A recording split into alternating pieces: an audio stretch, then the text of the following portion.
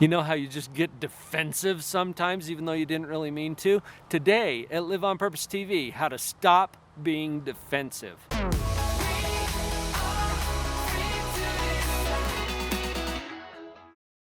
Don't be defensive. Don't be defensive. How you feeling? Is that weird? It's like if someone's attacking you, your natural response is defensiveness. You know what, folks? This is because of our brain. Here's the good news. Your brain loves you, doesn't want you to get hurt, doesn't want you to be under threat. So there are natural mechanisms built into our brain that cause us to have what we refer to collectively as the fight or flight response. Fight or flight response is simply there to help you stay safe.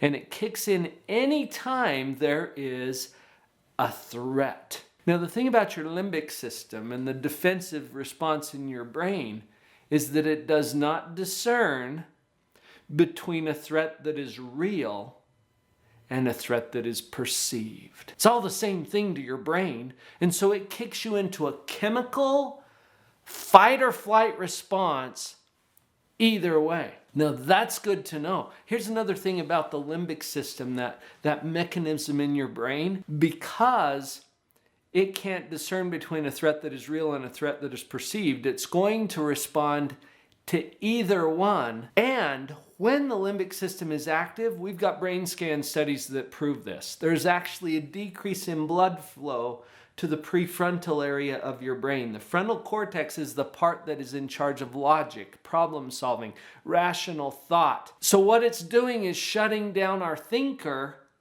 as it fires up our fight or flight response. That's important to know, especially if we're responding to threats that are perceived rather than real. I have a friend who likes to say that fear is false evidence appearing real. That's kind of a fun acronym for fear, F-E-A-R, false evidence appearing real.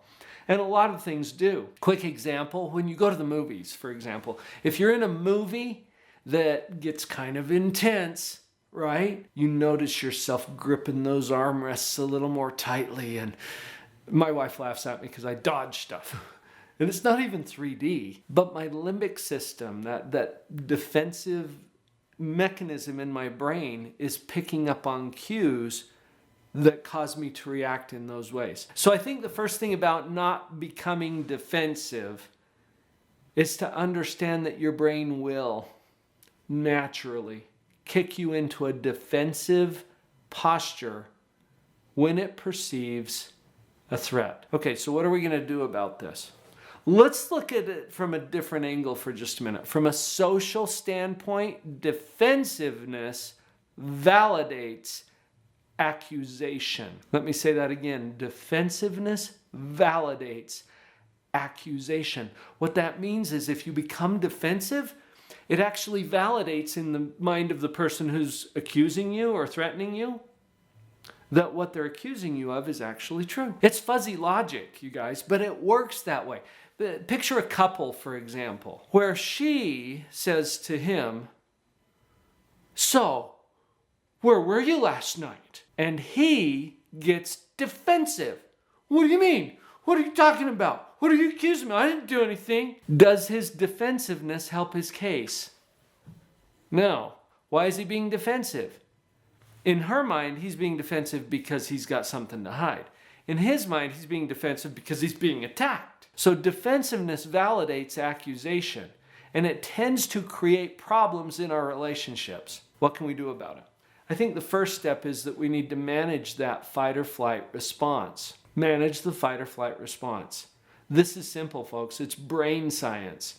What you want to do is calm down that defensive mechanism in your brain that's causing the fight or flight response, and activate or reactivate the prefrontal part of your brain where you're doing all the logic and problem solving. That's the part of the brain that we need to effectively negotiate relationships. Quickest way I know to do this is through breathing.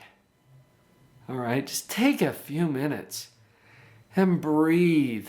Now you can actually train and condition your brain to respond differently by practicing breathing. Here's what I mean. And I learned this technique years ago. There's a lot of different kinds of techniques, but this is one you can try if you don't have another one. You simply breathe in through the nose, and you want to fill up your lungs. Just kind of stretch them a bit. So in through the nose,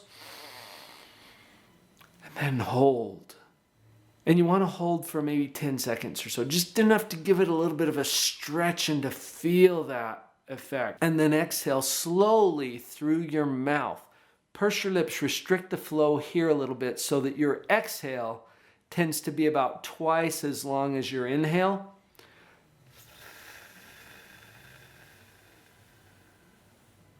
Nice and slow. And then you push it out a little at the end, because usually you leave some of your lung capacity in there when you exhale. Push it out, and then you can breathe in even deeper the next time. Hold just for a little bit, and then slowly out through the mouth. Do that 2 or 3 times, and notice how you feel.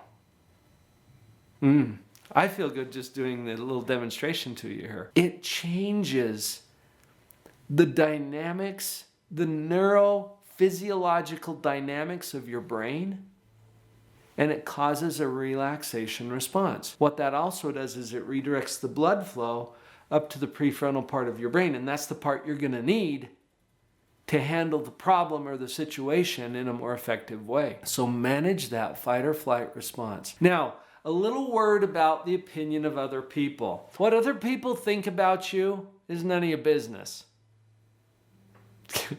Honestly. And then, does it affect you? Yes, it might, especially if that person is close to you. Like it's your boss, or it's your spouse, or it's your child. So some people's opinions may matter more than others. But here's the thing. Everything that someone else thinks about you is simply feedback. What is feedback? Feedback is information. Period. Information about what? Well, some of it might be about you, but most of it is about them. In other words, it's information about the person giving the feedback. Here's what I mean. What if someone comes up to me and says, "Dr. Paul, you're an idiot." Okay, well, does that mean I am an idiot? Not necessarily. It is feedback. It is information. Information about what?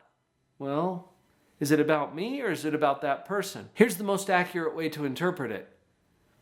It means that that person experiences me as an idiot. Okay, now why is that important? Because it may or may not have anything to do with me. This is a way to distance myself psychologically from the attack, which means I'm less likely to become defensive, right? So understand that the information is about how that person experiences me. Now, what can I do with that feedback? There's a lot of things I might do with it. I might take it in and say, well, that person's an idiot. That probably wouldn't be helpful either. I might take it in and I might say, that person experiences me as an idiot. I don't know. I'll check.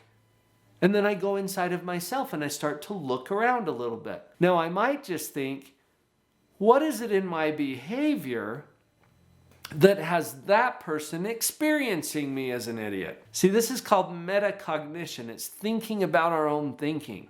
So we don't just run off to the races with the fight or flight response.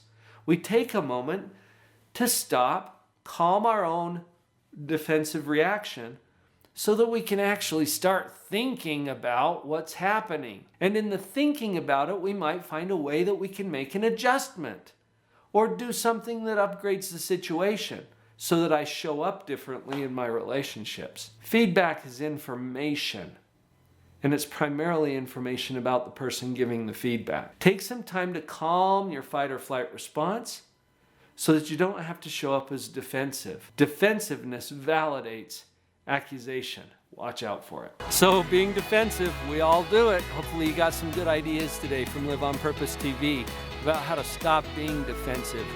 You can subscribe to the channel right down there.